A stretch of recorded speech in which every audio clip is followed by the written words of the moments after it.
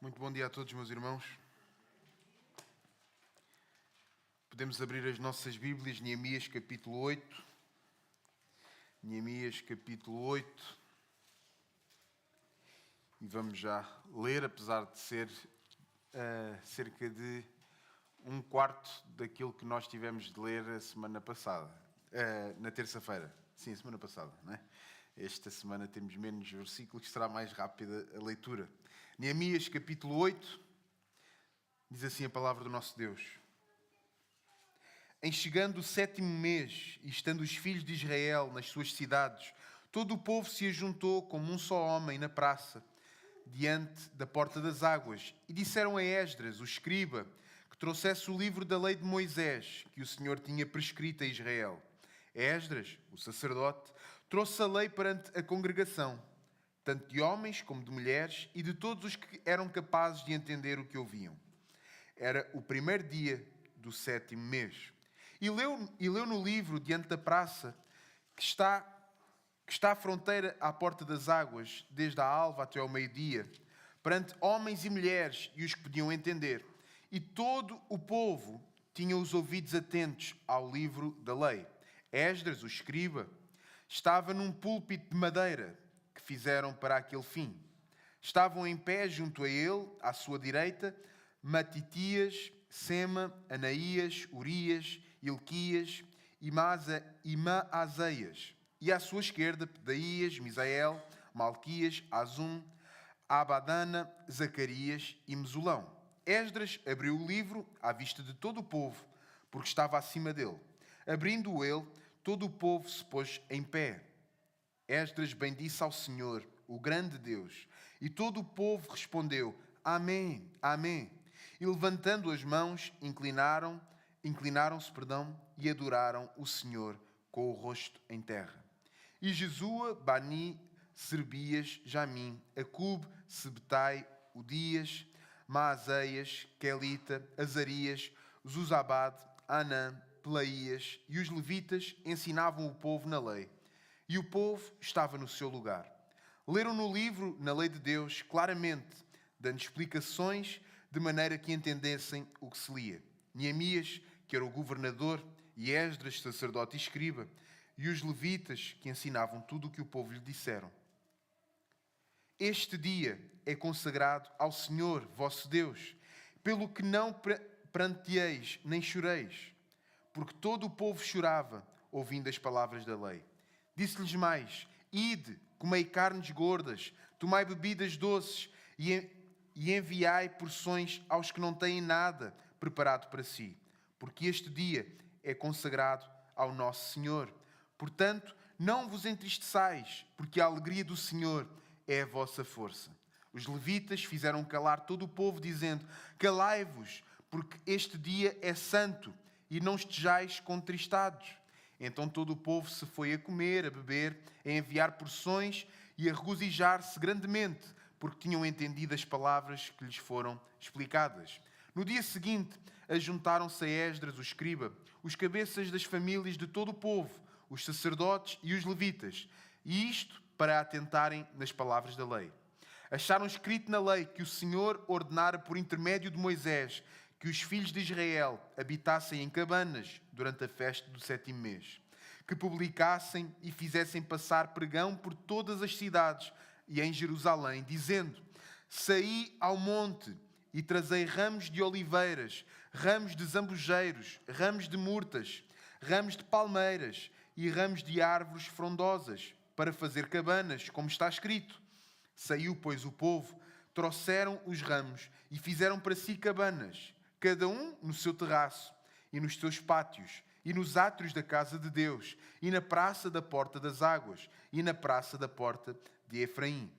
Toda a congregação dos que tinham voltado do cativeiro fez cabanas e nelas habitou, porque nunca fizeram assim os filhos de Israel, desde os dias de Josué, filho de Num, até àquele dia.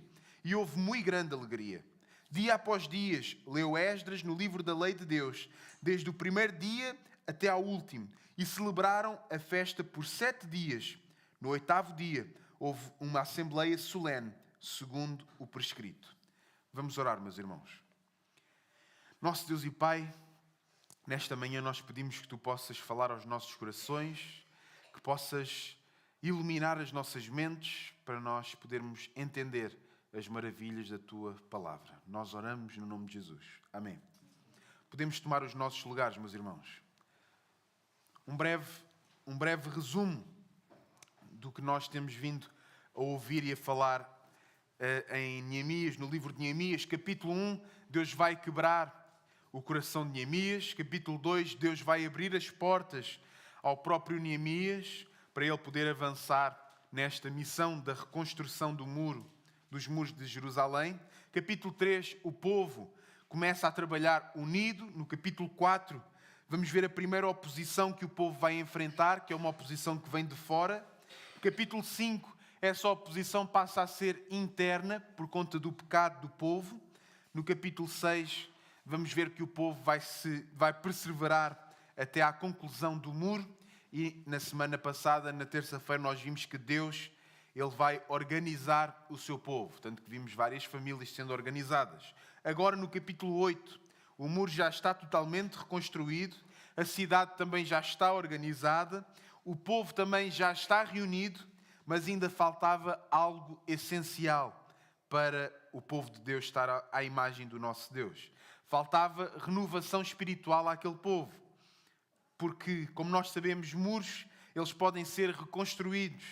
Mas se não houver a palavra de Deus, o povo continua espiritualmente fraco. Pode estar fisicamente protegido com muros, mas espiritualmente, sem a palavra de Deus, o povo continuaria fraco. Fácil de abater pelos inimigos. E Neemias 8 vai-nos mostrar algo tremendo. Que quando a palavra de Deus ela volta ao centro do povo de Deus, o povo é transformado.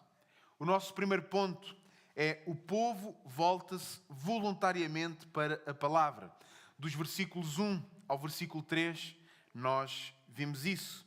O capítulo começa de uma forma surpreendente, dizendo: em chegando o 7º mês, e estando os filhos de Israel nas suas cidades, todo o povo se ajuntou como um só homem na praça, diante da porta das águas, e disseram a Esdras, o escriba, que trouxesse o livro da lei de Moisés.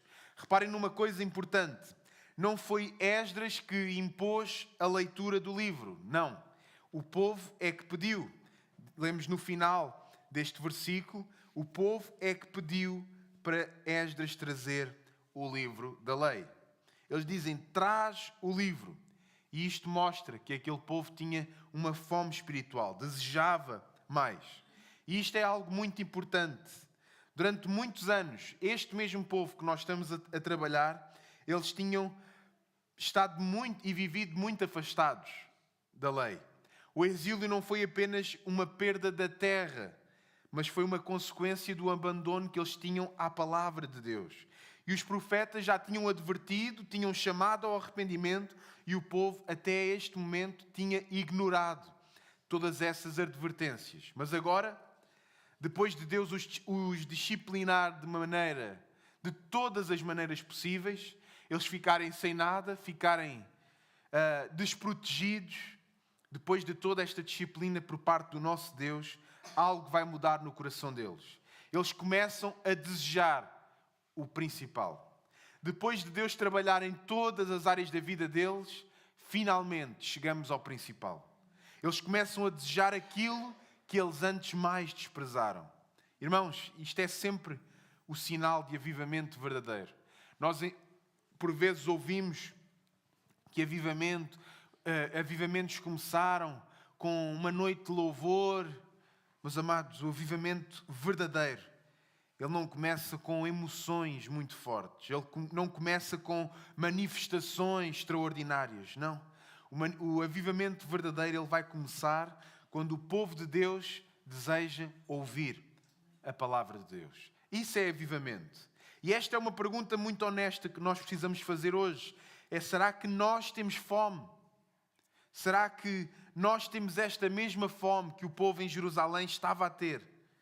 Porque uma igreja pode ter muitos programas, podemos ter muitos eventos, muitas atividades, podemos ter muitas conferências como a que tivemos na semana que passou, mas se não tivermos fome da palavra de Deus, a nossa igreja vai estar fraca espiritualmente. A nossa igreja pode ter muitas ideias, muitas atividades, atividades para mais crescidos, para adultos, atividades para crianças, mas se não tivermos fome da palavra, a igreja é fraca.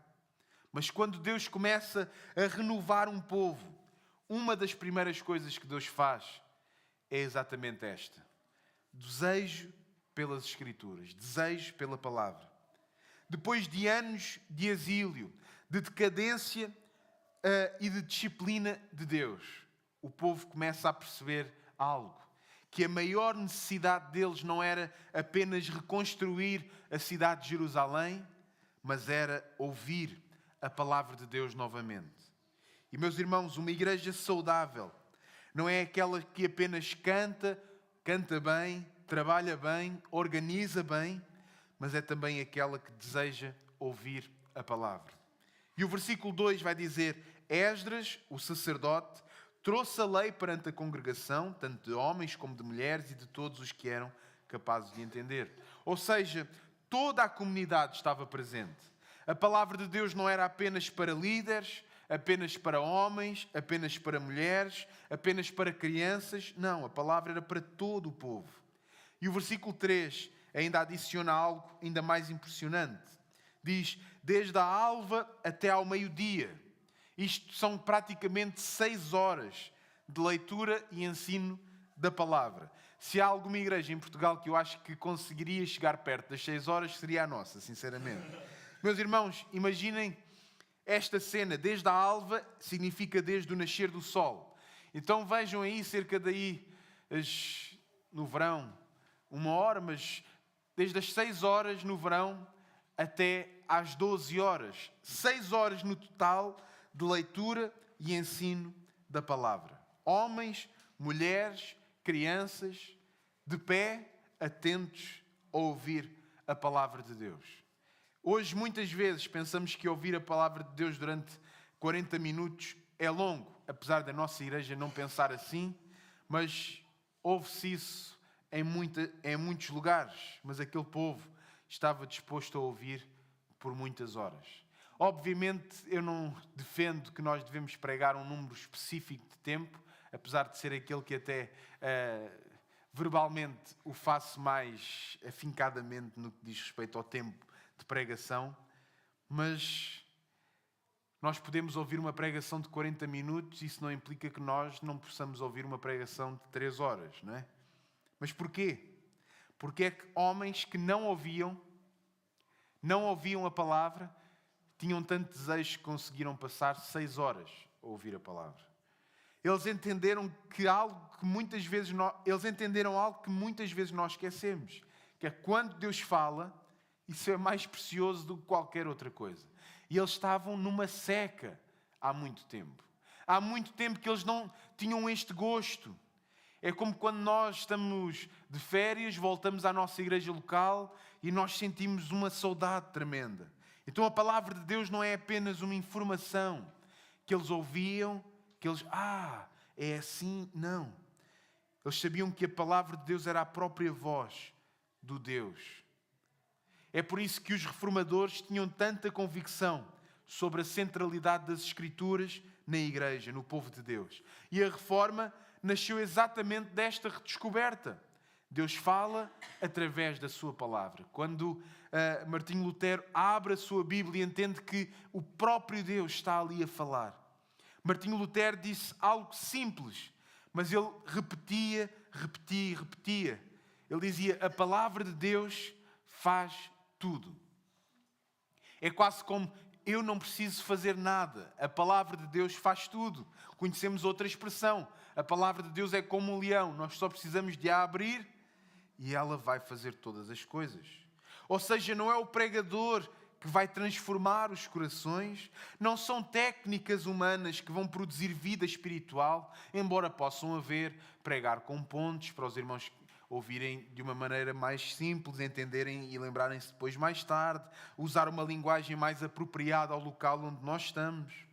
Mas isso não interessa de nada se a palavra de Deus não for aplicada pelo próprio Deus, mas for aplicada pelo pregador com aplicações mundanas, aplicações que diminuem aquilo que é o próprio Deus. Mas, amados, a palavra de Deus tem de ser aplicada somente pelo Espírito Santo. E quando a palavra de Deus é proclamada, Deus vai agir. Por isso a igreja sempre deve ser um povo reunido em torno da palavra. A palavra deve estar sempre no centro da igreja. E o texto vai dizer: os ouvidos de todo o povo estavam atentos ao livro da lei. Meus irmãos, isso revela reverência. Nós hoje vivemos numa cultura da distração. O nosso telemóvel está no bolso, ele até pode estar em modo silencioso ou vibração. Se ele vibra, nós já estamos distraídos. Já nos distraímos, porque nós já estamos, mesmo que não vamos lá ler ou ver o que está lá, nós já estamos a pensar, bem, o que é que será? Será que foi uma mensagem que eu recebi? Será que é alguém pôs um gosto numa publicação minha numa rede social? O que será? Será que aquele influencer que eu gosto, aquele pregador famoso do Brasil ou da América que neste momento ainda não estão com os seus cultos, lançou algum vídeo no YouTube? O que será que aconteceu? E rapidamente nós nos distraímos. A nossa atenção, ela dura minutos. Ela dura às vezes segundos. A nossa atenção, ela é momentânea. De um momento para o outro, ela desaparece. Mas quando o coração, ele é despertado, meus irmãos, o povo deseja ouvir Deus a falar. O nosso segundo ponto: a palavra é lida com reverência e explicada com clareza. O texto continua a descrever algo muito significativo. E Esdras sobe a um púlpito de madeira, nós também temos um, preparado para aquele momento. Ou seja, um púlpito que não tinha outro fim, mas sim a proclamação do Evangelho. Versículo 5 diz: Esdras abriu o livro à vista de todo o povo, porque estava acima dele. Abrindo ele, todo o povo se pôs em pé. Várias coisas importantes aqui. Primeiramente, Esdras abre o livro à frente do povo. O povo sabe o que está a ser falado. O povo sabe que o que Esdras vai proclamar não é uma ideia dele, mas é a palavra de Deus. Depois, vemos que ele estava acima deles. Entendamos, hoje nós estamos aqui poucas pessoas e usamos o microfone para se ouvir bem. Imaginem o que era naquele momento, tantas e tantas pessoas, sem microfones, não é? Como seria? Eles certamente falavam um pouco mais alto do que nós. Mas também temos a possibilidade, aqueles que tiverem, de ir à Grécia, etc. Vemos aqueles teatros antigos onde eles falavam e eles têm um certo ponto, se eles falam ali a sussurrar, toda a gente ouvia. Nós vimos que, inclusivamente nessas coisas, o nosso Deus é com o seu povo. Amém? E por último, nesta descrição do versículo 5, abrindo ele, todo o povo se pôs em pé. O povo levanta-se. Isso não é um ato formal, nós também o fazemos quando lemos a palavra de Deus, mas sim um ato de reverência. Aquele povo entendia que não estavam apenas a ouvir um homem a ler um livro, eles estavam a ouvir o próprio Deus, por intermédio daquele homem. Depois o versículo 6 vai dizer: Esdras bendisse ao Senhor, o grande Deus. E todo o povo respondeu: Amém, Amém. Quando a palavra de Deus ela é lida, ela é explicada, há sempre uma resposta congregacional, ou seja, uma resposta da igreja, do povo. E depois o versículo 8 vai explicar algo muito importante. Vai dizer: leram no livro, na lei de Deus, claramente, dando explicações, de maneira que entendessem o que se lia. Aqui temos um princípio fundamental da pregação. Reparem como é que o texto descreve o que aconteceu. Eles primeiro leram, depois eles explicaram e depois eles entenderam. Isto parece simples, mas é exatamente um modelo bíblico de pregação. O objetivo da pregação não é impressionar pessoas com os exemplos mais bonitos, embora os pregadores gostem de ter aquela frase que a preparam no seu esboço e quando chega aquele momento da pregação que tem aquela bonita frase e ficam à espera que o povo diga amém ou abra os olhos, que é uma frase incrível, mas isso não é pregação, não é o objetivo da pregação. O objetivo da pregação não é entreter durante 45 minutos, uma hora e pouco. Não é mostrar que o pregador tem conhecimento, mas o objetivo é ajudar o povo a entender a palavra de Deus. João Calvino dizia algo muito profundo. Quando a Escritura é fielmente exposta, é aí que Deus fala ao seu povo. Deus não vai falar ao povo de outras maneiras. Quando Deus definiu uma maneira para falar ao seu povo, através das Escrituras, através da exposição. E é por isso que, historicamente, as igrejas reformadas sempre colocaram a pregação no centro do culto. Se nós repararmos no nosso boletim de culto, a pregação ela está no centro. Nós iniciamos com uma leitura da palavra, oramos, cantamos, depois nós vamos à pregação, ao sermão, depois novamente cantamos e terminamos o nosso culto. Reparem, não porque o pregador seja o mais importante do culto, não porque é como se nós fôssemos a um festival e há um momento todas as atenções vão para aquele artista, o nome do cartaz, o cabeça de cartaz. Não é por isso. Mas é porque tudo aponta para o sermão. Se repararem, a nossa abertura de culto, o texto, tem a ver com o sermão. A nossa capa do nosso programa de culto, o versículo que lá está, tem a ver com o sermão. As músicas que nós cantamos têm a ver com o sermão, não por causa do pregador, mas por causa do nosso Deus. Então, meus amados, nós sempre temos de colocar a palavra no centro. Uma igreja pode ter muitas coisas boas, pode ter uma boa música, com bons músicos, pode ter uma boa organização, pode ter uma boa comunhão entre irmãos, mas se a palavra ela não é explicada claramente, a igreja começa lentamente a enfraquecer. Os relacionamentos podem não enfraquecer, até podem estar muito fortes, tudo pode estar muito forte, mas espiritualmente a igreja fica fraca. O crescimento espiritual, ele nasce sempre através da aplicação de Deus ao coração de cada pessoa. Então a palavra de Deus, ela é lida, explicada e aplicada. Não basta ler, é necessário explicar. Não basta explicar, é necessário levar o povo a entender como aplicar isso à sua vida. E isto é exatamente o que nós chamamos de pregação expositiva.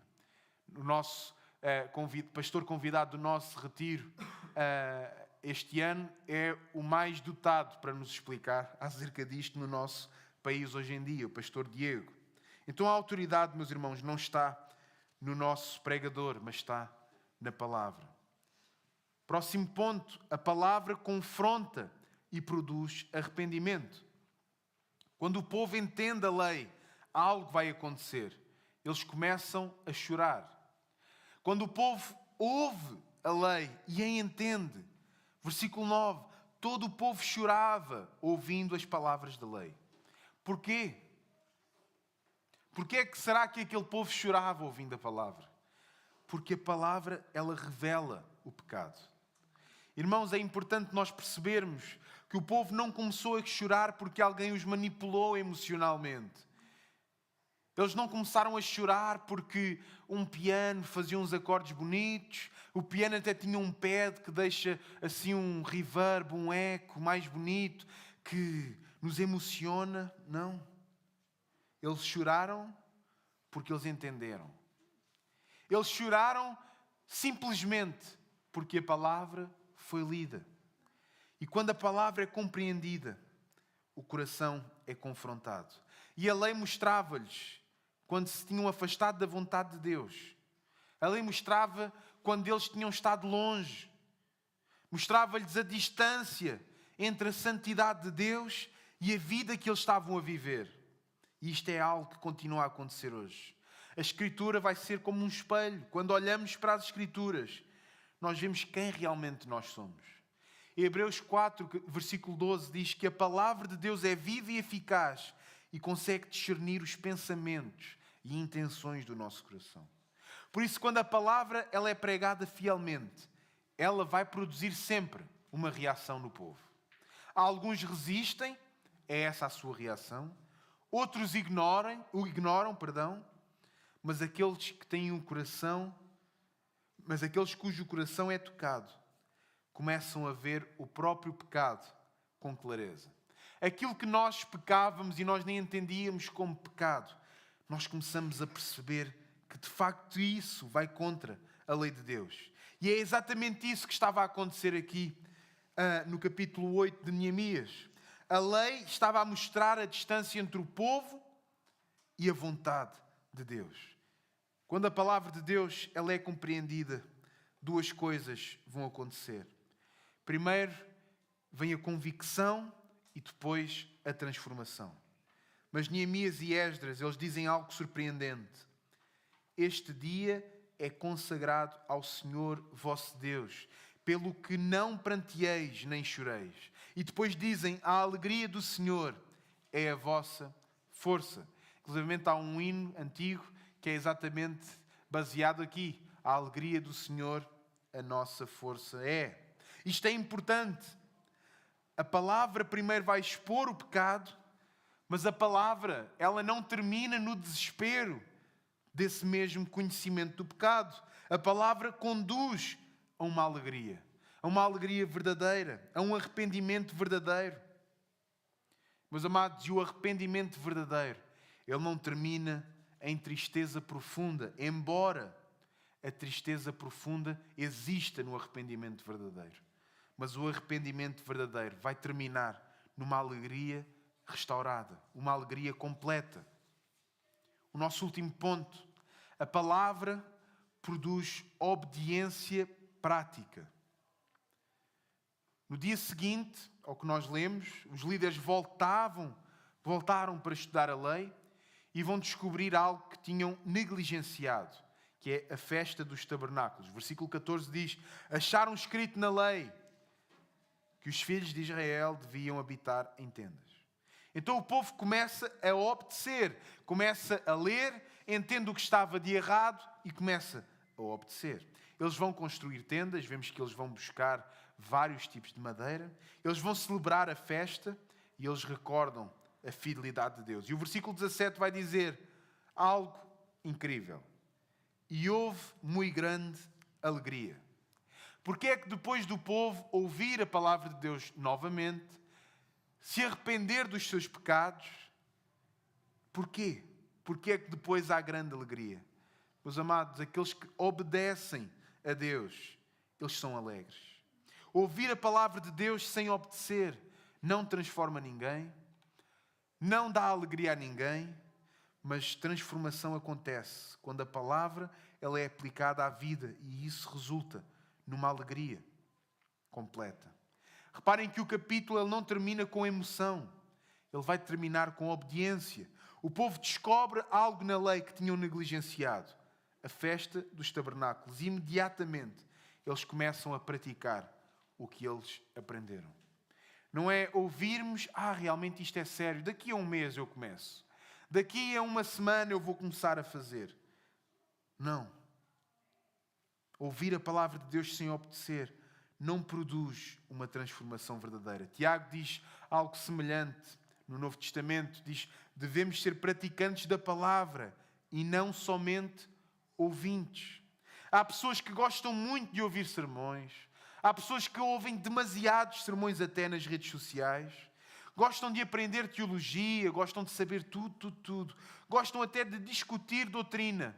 Mas a pergunta mais importante não é o que aprendeste. A pergunta que o nosso Senhor e Salvador Jesus Cristo irá fazer no dia do juízo não é o que é que tu sabes de mim? É, tu e eu nos conhecemos verdadeiramente? Não é se tu sabias demasiadas disciplinas de seminário? Não. A pergunta é como é que nós estamos a viver aquilo que nós já aprendemos? Porque a verdadeira maturidade espiritual, ela aparece quando a palavra vai moldar a nossa vida. Nós podemos conhecer muita coisa e ainda assim não conhecer o próprio Deus. Nós podemos conhecer teologia e não conhecer o próprio Deus. Nós podemos conhecer pregações positivas e não conhecer a palavra de Deus. Meus amados, Neemias 8, ele mostra um povo reunido em torno da palavra. mas isso apontava para algo muito maior. No Novo Testamento, e é engraçado nós estarmos a estudar isso ao domingo, embora hoje seja domingo também, mas quando o nosso pastor prega, embora em Neemias, Antigo Testamento, nós olhemos para o povo reunido à volta da palavra, no Novo Testamento, nós vemos a própria palavra no meio de nós. Cristo, Ele mesmo, veio para o meio do povo. Onde no Antigo Testamento o povo tinha que se reunir à volta de um livro, no Novo Testamento, a própria palavra, o próprio livro, o próprio verbo, Ele veio. João 14 diz, e o verbo se fez carne e habitou entre nós. Esdras leu a lei ao povo, mas Cristo, Ele vai perfeitamente revelar a vontade de Deus. Esdras vai explicar a palavra. Esdras vai ler, explicar e aplicar a palavra. Cristo, Ele é a própria palavra. Cristo, Ele, embora Ele seja a própria palavra, Ele ainda assim Ele nos explica quem Ele próprio é. E através do Evangelho, algo ainda mais profundo acontece, meus irmãos. A lei, a palavra, revela o pecado. Nós vimos isso lá em Neemias. A palavra, a lei no Antigo Testamento, ela revelava o pecado, ela condenava o pecado. Mas em Cristo, meus irmãos, Cristo, Ele nos vai oferecer o perdão. A lei mostrava a necessidade de arrependimento. Cristo nos vai conceder uma nova vida. Então, Neemias 8 ensina-nos que a restauração verdadeira não acontece apenas com muros reconstruídos, embora fosse importante, mas acontece quando a palavra de Deus volta ao centro. Uma igreja pode ter uma boa estrutura, como vimos no início, pode ter atividades importantes, pode ter uma boa organização, mas se a palavra não estiver no centro, a igreja vai perder toda a sua força. Então, para terminar, a palavra revela o pecado, a palavra conduz ao arrependimento, a palavra produz alegria e a palavra gera obediência. E a pergunta final é esta: temos fome da palavra de Deus? Ou estamos satisfeitos com a atividade religiosa que nós temos hoje em dia? Porque quando o povo se reúne em torno da palavra, Deus transforma os corações. E quando Deus transforma corações, toda a comunidade é renovada e aqueles que estão à nossa volta, eles veem isso e Deus pode tocá-los. Então que o Senhor nos dê amor pela sua palavra, mas também fidelidade para nós a podermos viver diariamente. Amém, meus irmãos? Vamos orar e preparar-nos para louvar ao nosso Deus. Senhor, nosso Deus e Pai, nós te damos graças nesta manhã, porque a tua palavra ela é tão importante para nós. Te damos graças porque durante todos estes anos, todos estes séculos, tu a guardaste fiel, intacta, até aos nossos dias. Senhor, te agradecemos pela vida do nosso Senhor e Salvador Jesus Cristo, que viveu uma vida que não merecia viver, uma vida que resultou na sua morte, uma vida que nós merecíamos viver, uma vida que foi gozado, maltratado, traído, tudo isso por nós. Nós o fizemos a Ele e Ele passou por isso também por nós. Nós te damos graças. Sê connosco para entendermos as maravilhas do Evangelho, para te glorificarmos todos os dias que nós estivermos nesta terra. Nós oramos no nome de Jesus. Amém.